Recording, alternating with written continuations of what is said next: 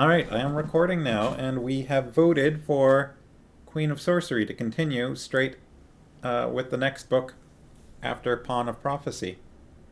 So this is going to be a little bit of a shorter recording, because I'm probably just going to read the prologue. Starting on page 1. Everybody ready? What you think? Should we get into this? I'm going to do it.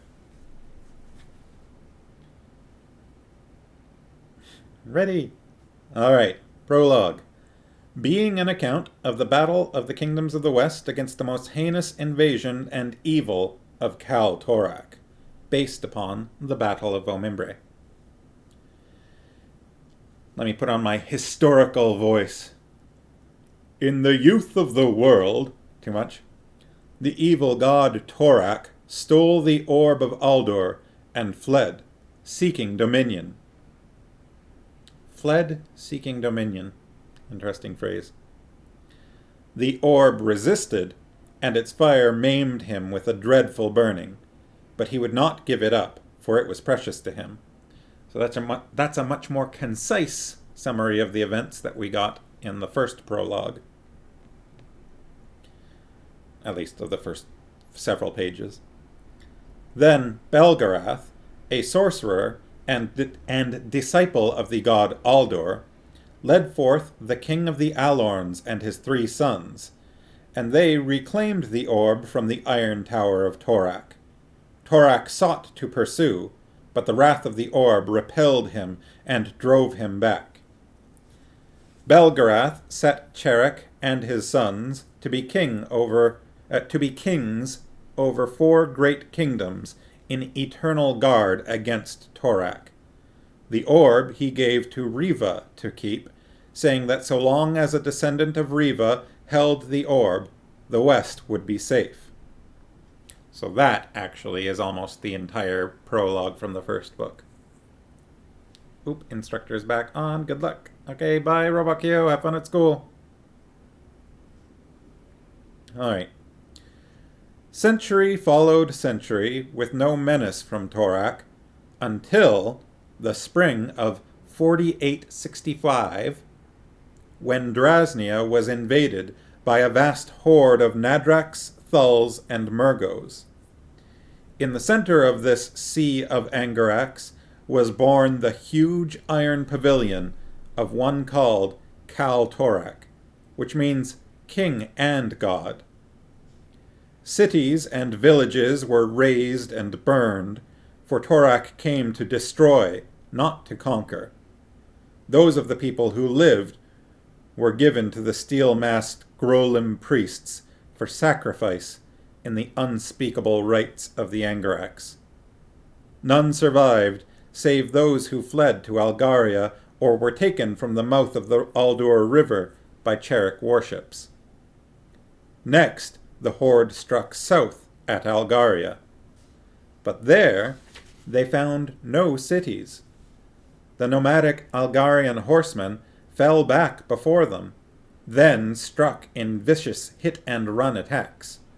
The traditional seat of the Algarian kings was the Stronghold, a man-made mountain with stone walls 30 feet thick. Against this, the Angarax hurled themselves in vain, before settling down to besiege the place. The siege lasted for 8 futile years. This gave the West time to mobilize and prepare.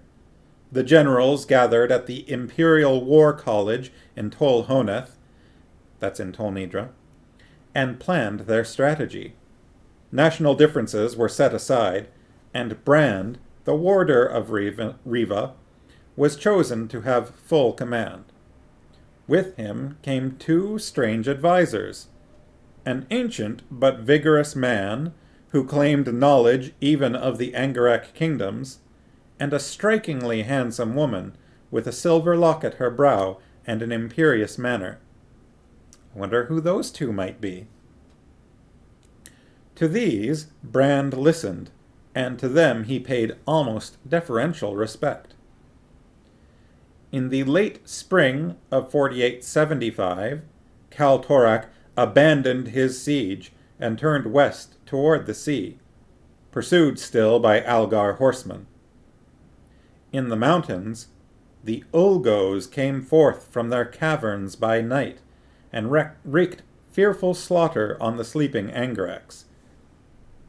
But still were the forces of Kaltorak beyond counting. After a pause to regroup, the host proceeded down the valley of the river Erend toward the city of Vomimbre, destroying all in its path. Early in the summer, the Angarax deployed for the assault upon the city. On the third day of the battle, a horn was heard to blow 3 times.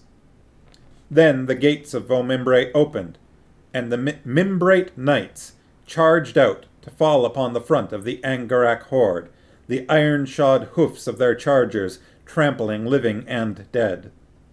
From the left came Algar cavalry, Drasnian pikemen, and veiled Ulgo irregulars. And from the right came the Cherek berserks and the legions of Tolnedra. Attacked on 3 sides, Kaltorak committed his reserves. It was then that the grey-clad Revens, the Sendars, and the Asturian archers came upon his forces from the rear. The Angarax began to fall like mown wheat, and were overcome by confusion. Then the apostate, Zedar the sorcerer. Well, that's the first time we've heard that name. Not the first time we've heard the name apostate, though, the title. Then the apostate, Zedar the sorcerer, went in haste to the black iron pavilion from which Kaltorak had not yet emerged. And to the accursed one he said, "Lord, thine enemies have thee surrounded in great numbers. Yea, even the grey Revens have come in their numbers to cast defiance at thy might."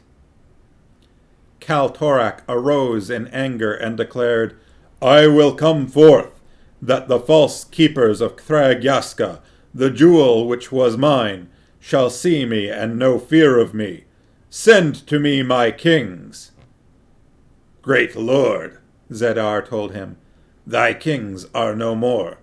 The battle hath claimed their lives, and those of a multitude of thy Grolim priests as well." Kaltorak's wrath grew great at these words, and fire spat from his right eye and from the eye that was not.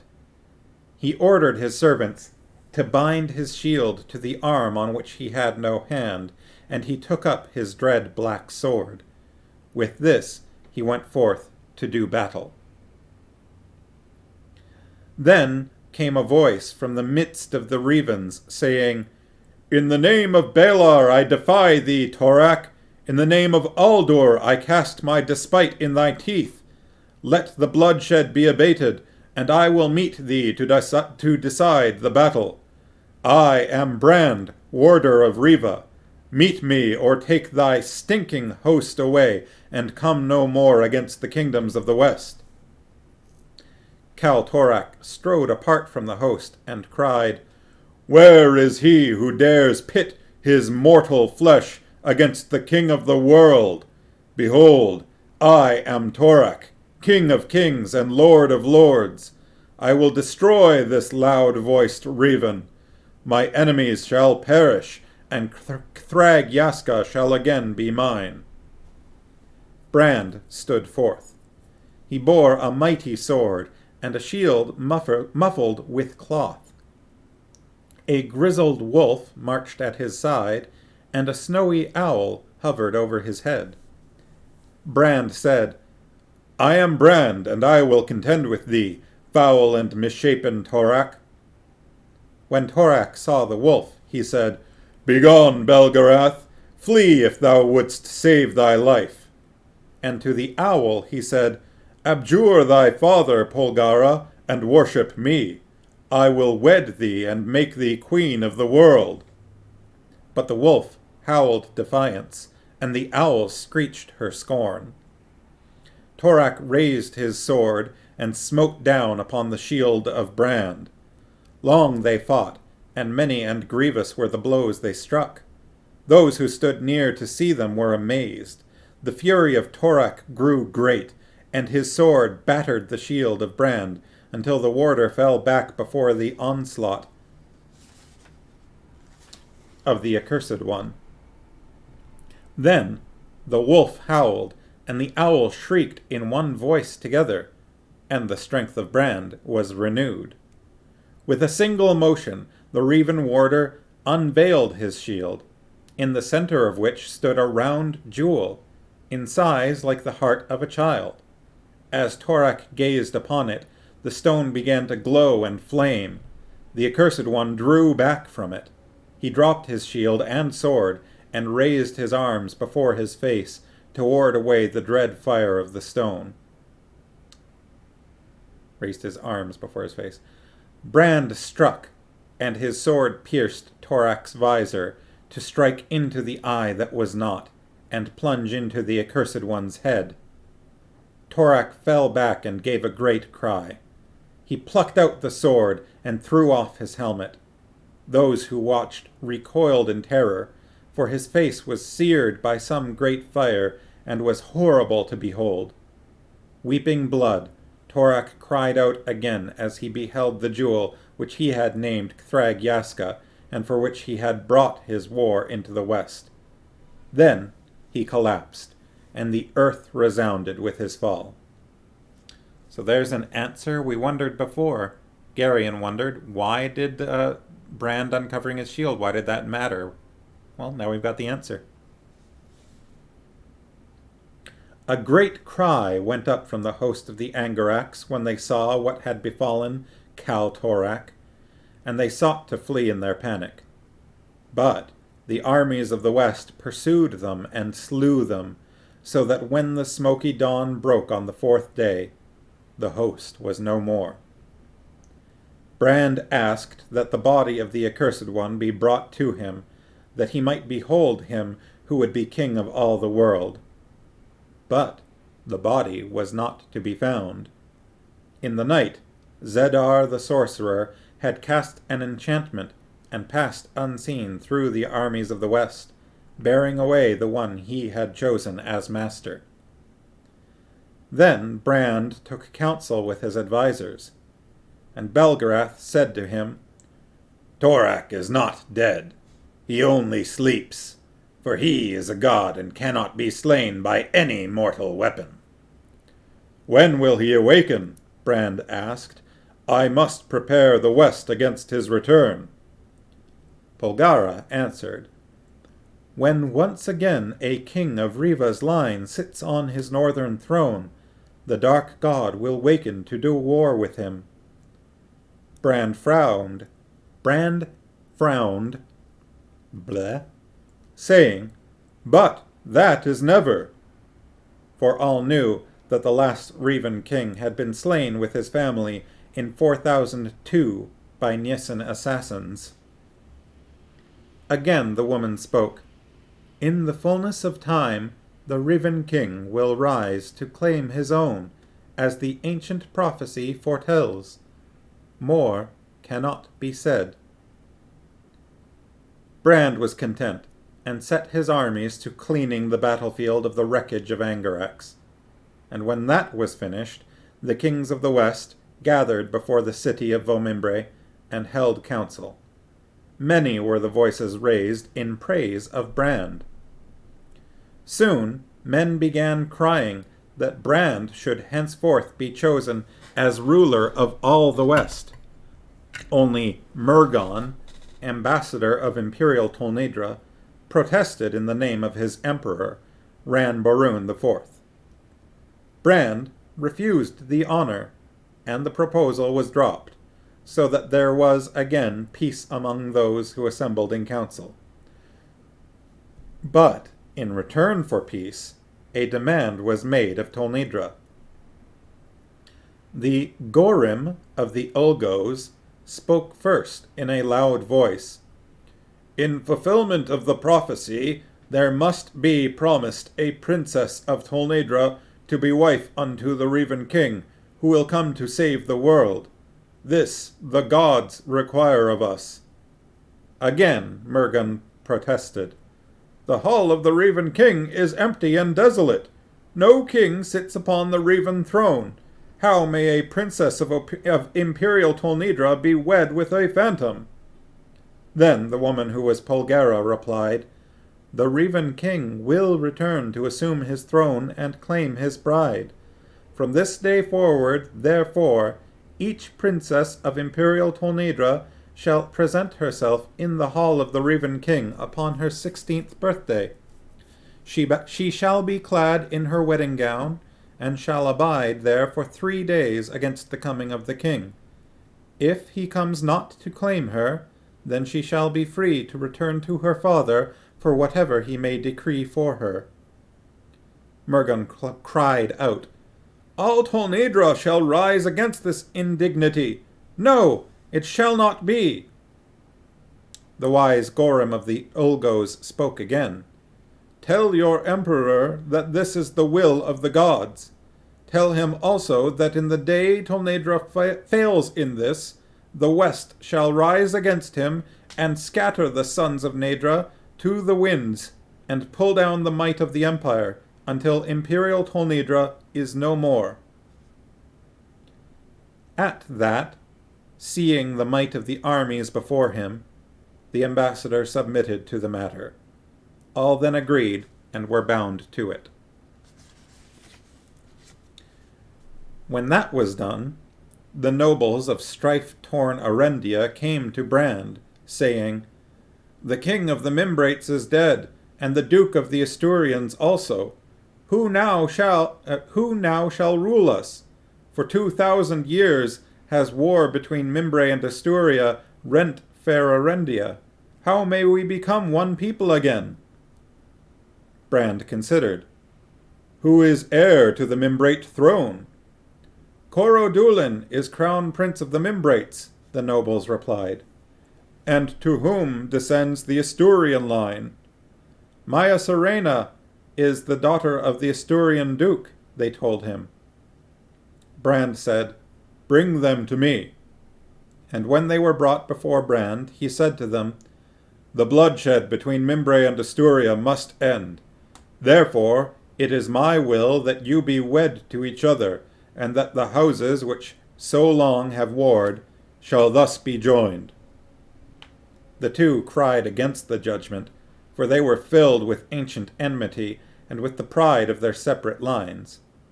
But Belgarath took Corodulin aside and spoke in private with him, and Polgara withdrew Maya Serena to a separate place and was long in converse with her. No man learned then or later what was said to the two young people, but when they returned to where Brand waited, Maya Serena and Corodulin were content that they should be wed. And this was the final act of the council that met after the Battle of Vomimbre. Brand spoke to all the kings and nobles one final time before departing for the north. "Much has been wrought here that is good and shall endure. Behold, we have met together against the Angarax, and they have been overthrown. Evil Torak is quelled, and the covenant we have made here among us prepares the west for the day of the prophecy when the Raven King shall return, and Torak shall wake from his long sleep to contend again for empire and dominion. All that may be done in this day to prepare for the great and final war has been done. We can do no more.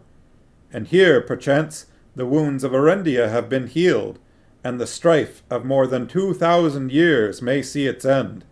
So far as may be, I am content with it all. Hail, then, and farewell!"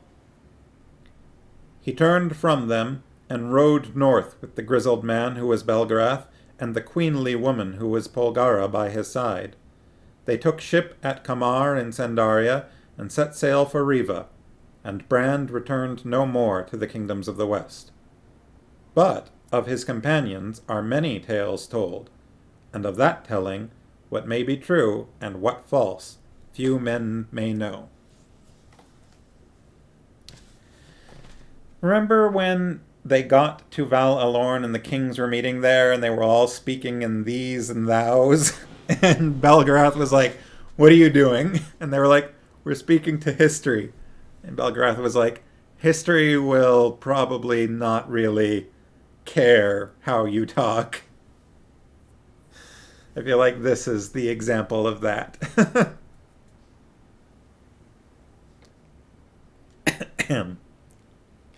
Where it's like, we've got the story, the broad message of what happened there, but the specifics are probably not exactly right. So it is 8:05. And then next up is part 1, Arendia. And that begins, of course, with a map of Arendia.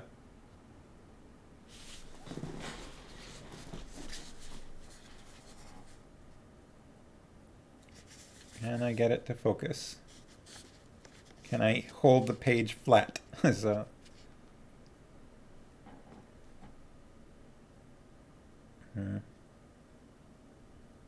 that doesn't seem to want to quite focus in on it. Well, there's a lot of forest taking up sort of northern central Arendia, which is the Arendish Forest. We've got a border on the north with Sandaria, so south of Sandaria. On the east is Ulgoland, which seems to be entirely mountains and only has one labeled spot, which is Prologue. And then south of Arendia is Tolnidra. And to the west is the Great Western Sea. I think there's something here that's just labeled Ruin. This little sort of point out here is labeled the Hook of Arendia. Vomandor is down here in the south. We've got the Great Arendish Fair is pretty close to the border with Ulgo land. Let's see, where's Vomimbre? Got Vo-Aldurin. The Astur River runs from northern Arendia and then hooks east toward Ulgoland. Or maybe it's probably running the other way. It's probably running from Ulgoland and then hooking north, yeah, to the Sea of the Winds. That's going to be how it goes. It flows in that direction. So it flows west and then north. Let's see, Vo-Astur. Vo-Wasoon. I don't actually see Vomimbre. I think it would be in the plains. But there are ruins.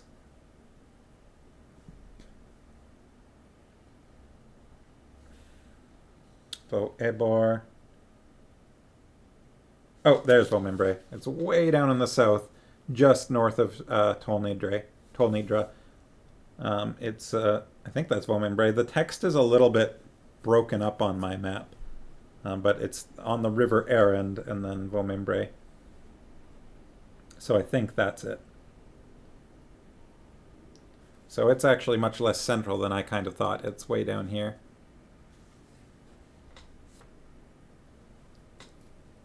There's a lake, Lake Malarin, kind of in the middle.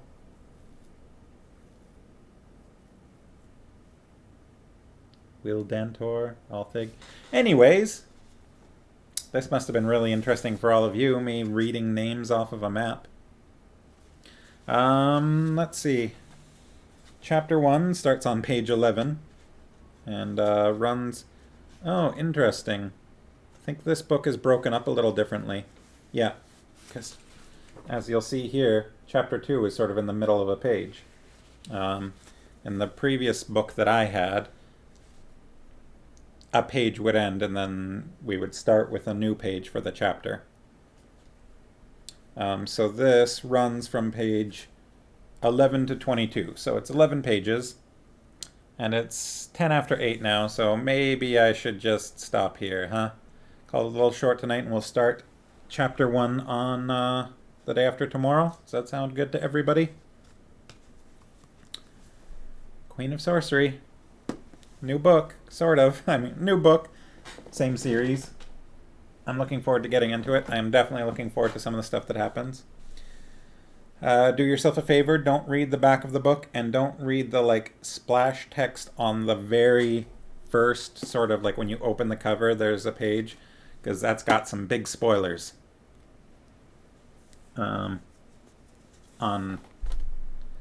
Honestly, especially that splashed page. Really, don't read that if you haven't already. Please avoid it.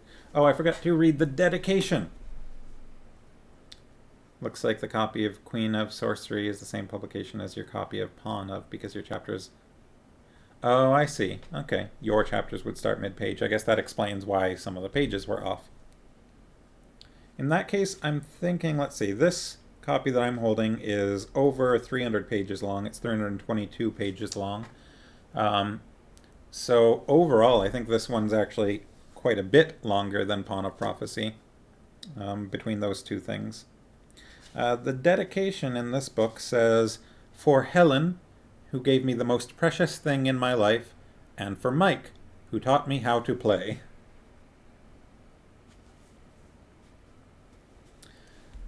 Everyone excited? Excited to get into it? Excited to have the prologue out of the way? Those are so dry. I kind of just wanted to get through that so that we didn't start with that on Friday. Oh. So, I'm going to have some hot pot. I'm going to make some hot pot. Going to boil some water, make some soup base, toss in ingredients, heat some ingredients. It's going to be delicious. Looking forward to that. It's a little late start, so it's going to be a little bit of a later dinner, but I think it's going to be really good. And then tomorrow I've got Kung Fu. I'm looking forward to that. And then Friday, we really kind of start Queen of Sorcery. We get back to our characters and learn where they are and what they're doing and how they're doing. So I hope everybody is looking forward to that with anticipation. Anything interesting happening with the Sharkies or with Lily for the rest of the week? Thursday, Friday?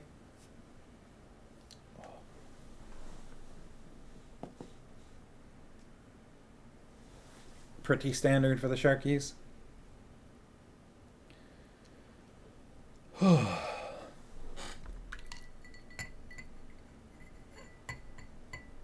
Happy it's February, never a fan of January, yeah.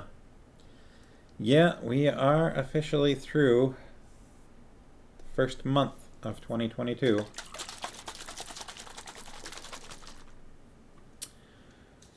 We made it through January. Congratulations, everybody. We're on to a shorter month. Valentine's Day is coming up.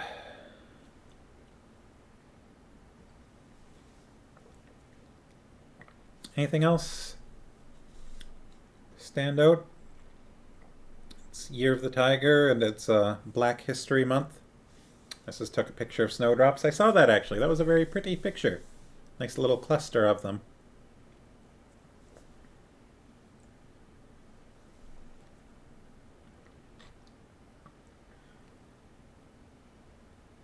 It's 2/2/22, says Farmos. Yes, I saw a thing today saying, you know, if you turn 2 years old or 22 years old today, you are officially the chosen one. Always look forward to snowdrops since they're the first flowers of the year. Yeah, I don't think I have seen any wildflowers yet. They had some flowers for sale at TNT, but it's not exactly the same.